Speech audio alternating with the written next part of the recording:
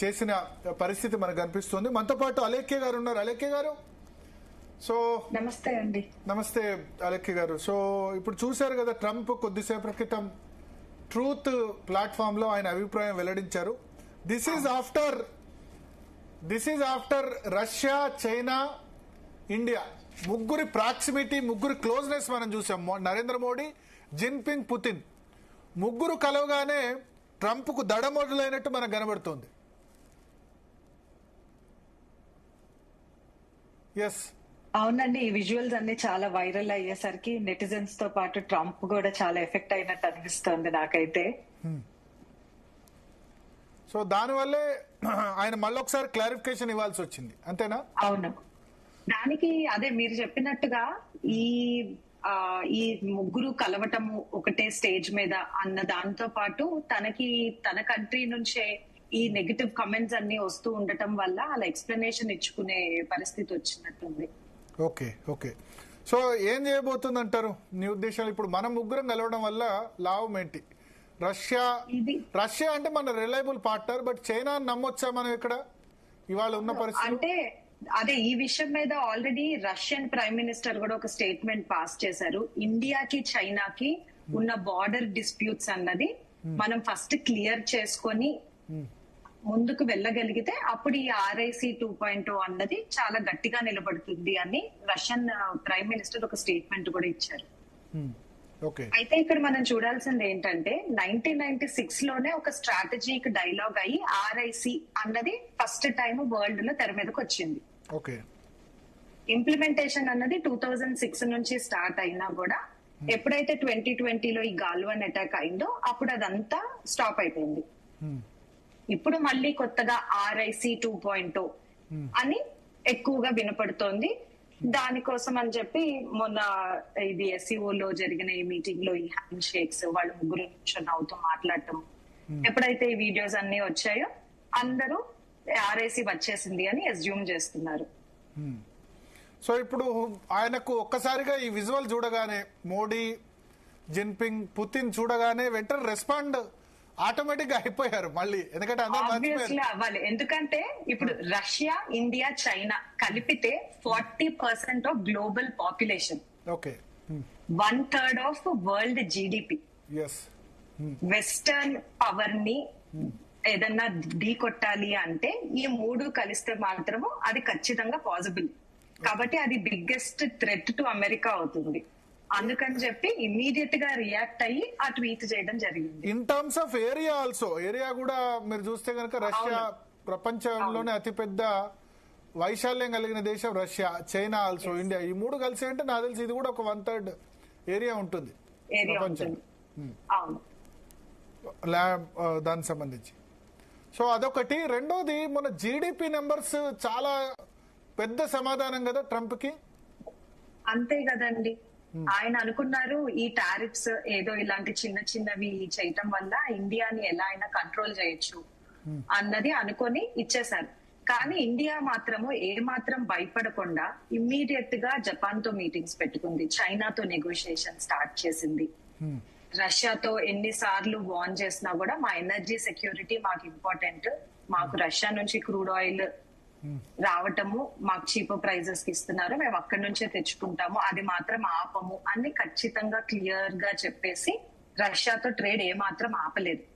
India ఎక్కడా తగ్గలేదు. 50% tariff వేసినా కూడా US తో వెంటనే కాళ్ళబేరానికి ఇండియా వెళ్ళలేదు. నెక్స్ట్ ఏంటి అన్నది ఆల్టర్నేటివ్స్ చూసుకుంటా ఫైనల్ గా ట్రంప్ తో బైలేటరల్ మీటింగ్ పెట్టుకుంది. ఇలాంటి స్ట్రాటజిక్ స్టెప్స్ అన్ని ఇండియా చేయటం వల్ల ట్రంప్ ఇప్పుడు ఈ పొజిషన్ లో ఉన్నారు. ఓకే, సో ఇప్పుడు ఆయన మళ్ళీ ఒకసారి రీట్రేట్ చేస్తూ మేము అంటే ఆయన ఎక్స్ప్లెనేషన్ ఇచ్చుకుంటున్నారు అక్కడ దేశ ప్రజలకి, ఇండియాతో ట్రేడ్ చేస్తే మళ్ళీ అది మాకు డిసాస్టర్ అవుతుంది అని చెప్పి ఎక్స్ప్లెనేషన్ ఇచ్చుకోవాల్సిన పరిస్థితి వచ్చింది. అవును, యాక్చువల్ గా అండి మీరు ఇందాక ఐఫోన్స్ గురించి మాట్లాడారు కదా, ఇనీషియల్ గా స్టార్ట్ అయినప్పుడు ఐఫోన్స్ మ్యానుఫ్యాక్చరింగ్ యూనిట్స్ అన్ని అమెరికాలోనే ఉండేవి. తర్వాత ఎప్పుడైతే ఇండియాలో కూడా ఇన్వెస్ట్మెంట్స్ పెరిగాయో, మన దగ్గర ఫ్యాక్టరీస్ రావటం మొదలుపెట్టి ఇక్కడ చీపర్ ప్రొడక్షన్ కాస్ట్ ఉండటం వలన అప్పుడు US నుంచి ఉన్న ఇండస్ట్రీస్ అన్ని, మ్యానుఫ్యాక్చరింగ్ యూనిట్స్ అన్ని ఇండియాకి వచ్చాయి. ఓకే, ఇప్పుడు ఇలాంటివన్నీ వాళ్ళు ఎలా అనుకుంటారు అంటే వాళ్ళ దగ్గర నుంచి మనం ఏదో ఆపర్చునిటీ లాగేసుకున్నట్టు. Okay okay. ఇప్పుడు ట్రంప్ మరి ఎటు పోని పరిస్థితి ఉంది కదా, ఎట్లా ఆయన ప్రెస్టీజ్కి పోయారు, మనం ఏదో కాళ్ల బేరానికి వస్తాము టారిఫ్స్ విషయంలో అనుకున్నారు. ఇన్ఫాక్ట్ నిన్న మన్ కీ బాత్ లో నరేంద్ర మోడీ కూడా చెప్పారు, మీరు డొమెస్టిక్ కన్జంప్షన్ పెంచండి, మన దేశంలో తయారైన వస్తువుల్ని కొనండి అని దేశ ప్రజలకు పిలుపునిచ్చారు రాబోయే ఫెస్టివల్స్ సందర్భంగా. ఎంతో కొంత పనిచేస్తుంది. ఆయన వ్యతిరేకంగా ఉన్న వాళ్ళు ఉన్నారు కానీ సపోర్ట్ చేసే వాళ్ళు ఒక 35-40% దాన్ని ఇంప్లిమెంట్ చేసేందుకు ప్రయత్నం చేస్తారు కదా. ఉంటారండి, ఖచ్చితంగా ఉంటారు. ఇక్కడండి ఇప్పుడు ఒక ప్రైమ్ మినిస్టర్ పొజిషన్ లో ఉండి ఒక మనిషి మాట్లాడుతూ ఉంటే పిఎం అంటే మోడీ మాట్లాడాడు లేకపోతే బీజేపీ పార్టీ నుంచి ఒక పర్సన్ మాట్లాడారు అని ఎవరు చూడరు. ఇక్కడ నేషనలిజం ఫీలింగ్ ఎక్కువ వస్తుంది జనాలందరిలో. మనకి యుఎస్ నుంచి ఈ థ్రెట్ వచ్చింది, యుఎస్ మనల్ని థ్రెటన్ చేయడానికి చూస్తోంది, మనల్ని భయపెడుతోంది అని ఎప్పుడైతే ఇది కామనర్స్ అందరికీ అందుతుందో, ఆల్రెడీ ఈ ఎక్స్పోర్ట్స్ లో చిన్న చిన్న ఎక్స్పోర్ట్స్ లో ఉన్న వాళ్ళందరూ ప్రాబ్లం ఫేస్ చేస్తున్నారు ఈ టారిఫ్స్ వలన. స్టాక్ మార్కెట్స్ పడిపోయి మనకు తెలుసు, మన కామన్ మ్యాన్ ఇండియాలో ఎంత స్టాక్ మార్కెట్స్ లో ఇన్వెస్ట్ చేస్తారో మనందరికీ తెలుసు. సో ఇప్పుడు ఈ ట్రంప్ చేస్తున్న ఈ టారిఫ్స్ వలన ఆల్రెడీ ఇండియా మొత్తంలో ఎఫెక్ట్ ఎవరో ఒకళ్ళు ఏదో ఒక విధంగా చూస్తూనే ఉన్నారు. కాబట్టి ఈ ఇష్యూ ఏంటి అన్నది ప్రతి ఒక్కరికి తెలుసు. ఇలాంటి టైంలో ఎప్పుడైతే పిఎం పొజిషన్ లో ఉన్న ఒక మనిషి వచ్చి మన్ కీ బాత్ లాంటి ప్రోగ్రామ్ లో మన గూడ్స్ ని మన లోకల్ మార్కెట్ లో మనం డిమాండ్ పెంచుకోవాలి అని పిలుపునిస్తే అది జనాలందరూ చాలా సీరియస్ గా తీసుకుంటారు. దానికి రెస్పాన్స్ చాలా ఎక్కువ ఉంటుంది. మీరు 30-35% మేబీ సపోర్టర్స్ ఆఫ్ మోడీ చేస్తే నా ఉద్దేశంలో మాక్సిమం పీపుల్ ఖచ్చితంగా దానికి ఆ మాటని పట్టించుకుంటారు, అదే చేస్తారు. సో మన ఇండియన్ గూడ్స్ కి మనకి ఇండియాలో మార్కెట్ ఖచ్చితంగా పెరుగుతుంది. Okay okay okay. సో అదొకటి. చైనాతో మనం ఎట్లా ఉండాలి? చైనాకు సంబంధించి ఆర్థికంగా బలపడితే పూర్తి స్థాయిలో నమ్మలేము. రష్యా అంటే మనకు రిలయబుల్ పార్ట్నర్, నో డౌట్.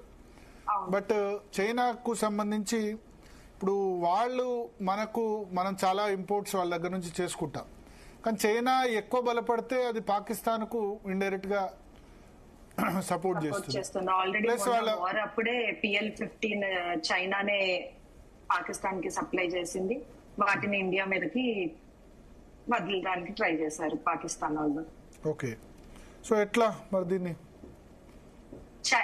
ఇది మాత్రం ఖచ్చితంగా స్మార్ట్ డిప్లొమసీనే అండి. ఇండియా ఎప్పటికైనా చైనాతో ఫైట్ చేయటము అనేది మనకి స్ట్రాటజికల్ గా కరెక్ట్ కాదు. మనకి చైనాతో ఉన్నవి బార్డర్ డిస్ప్యూట్స్, ఇవి అన్ని ఏదో వెనకాల జరిగిన ఒక చిన్న రీజన్ వల్ల ట్రిగర్ అయినవి తప్పిస్తే పాకిస్తాన్ తో ఉన్న లాంటి ఫర్ ఎవర్ ఎనిమిటీ కాదు అది. కానీ ఇప్పుడు వాళ్ళు ఇదే సందర్భం తీసుకొని ఇప్పుడు మనం యుఎస్ మనను కార్నర్ చేస్తుంది కాబట్టి వాళ్ళు ఇదే సందర్భంగా తీసుకొని అరుణాచల్ ప్రదేశ్, ఇతర బార్డర్ డిస్ప్యూట్ లో, లడాక్ లో దానిలో మళ్ళీ దాన్ని ఆ విధంగా దాన్ని ఆక్యుపై చేసే ప్రయత్నం చేస్తే యథార్థ స్థితి కాకుండా అక్కడి వరకు వెళ్ళకపోవచ్చు. ఎందుకంటే చైనా కూడా ఏమి అంత ఫూలిష్ గా స్టెప్స్ తీసుకోదనే నేను అనుకుంటున్నాను. ఎందుకంటే మనకి రష్యా సపోర్ట్ కూడా ఉందిగా, మిలిటరీగా సపోర్ట్ ఉంది, టెక్నాలజీ పరంగా సపోర్ట్ ఉంది. కాబట్టి చైనా కూడా అలాంటి పెద్ద స్టెప్స్ ఏమీ వెయ్యదు. వాళ్ళకి కూడా ఎప్పటికైనా ఇండియా లాంటి కంట్రీతో ఎప్పుడైనా మంచి టైస్ ఉండటమే ఇంపార్టెంట్. చైనాకి ఖచ్చితంగా యుఎస్ కి ఫైట్ చెయ్యాలి అంటే ఒక ఇండియా లాంటి కంట్రీతో సపోర్ట్ కావాలి అన్న క్లారిటీ చైనాకి ఉంది. అట్లీస్ట్ ఆ యుఎస్ ని ఏమంటారు, యుఎస్ కి ధీటుగా నిలిచేంత వరకు అయినా ఇండియా సపోర్ట్ ఎక్కడి వరకు తీసుకోవాలో అక్కడి వరకు తీసుకుంటారు. Okay okay. సో ఇప్పుడు ఒకటి టారిఫ్స్ విషయంలో ఇక మనం మర్చిపోవాల్సిందేనా? 50% టారిఫ్స్ కంటిన్యూ చేస్తారా ట్రంప్? ఇప్పుడు ఈ మీటింగ్స్ అన్ని ఇప్పటి వరకు అండి ఈ ట్రైలేటరల్ హ్యాండ్ షేక్స్ అయితే జరిగాయి కానీ ఖచ్చితంగా కూర్చొని మీటింగ్స్ అవి ఏం జరగలేదు. ఓకే, అది డిఫరెన్స్. ఇంకొకటి, వీళ్ళు స్పెషల్ గా ఆర్గనైజ్ చేసుకొని కండక్ట్ చేసిన మీటింగ్ కాదు. ఆ ప్లాట్ఫామ్ అనేది ఎస్సీఓ, అదొక గ్లోబల్ ప్లాట్ఫామ్. సైడ్ లైన్స్ లో జరిగింది, షాంఘై కోఆపరేషన్ దానిలో సైడ్ లైన్స్ లో జరిగింది. సైడ్ లైన్స్ లో మాత్రమే జరిగింది. ఇప్పటి వరకు ఖచ్చితంగా జరిగినది బైలేటరల్ మీటింగ్స్ మాత్రమే. రష్యాకి చైనాకి మధ్యలో జరిగాయి, ఇండియాకి రష్యాకి మధ్యలో జరిగాయి. ప్రాపర్ బైలేటరల్ ట్రైలేటరల్ మీటింగ్ అనేది ఇప్పటి వరకు జరగలేదు. ఓకే. ఇంకొకటి ఏమవుతుందంటే ఎస్సీఓ లాంటి ఆర్గనైజేషన్స్ కండక్ట్ చేసే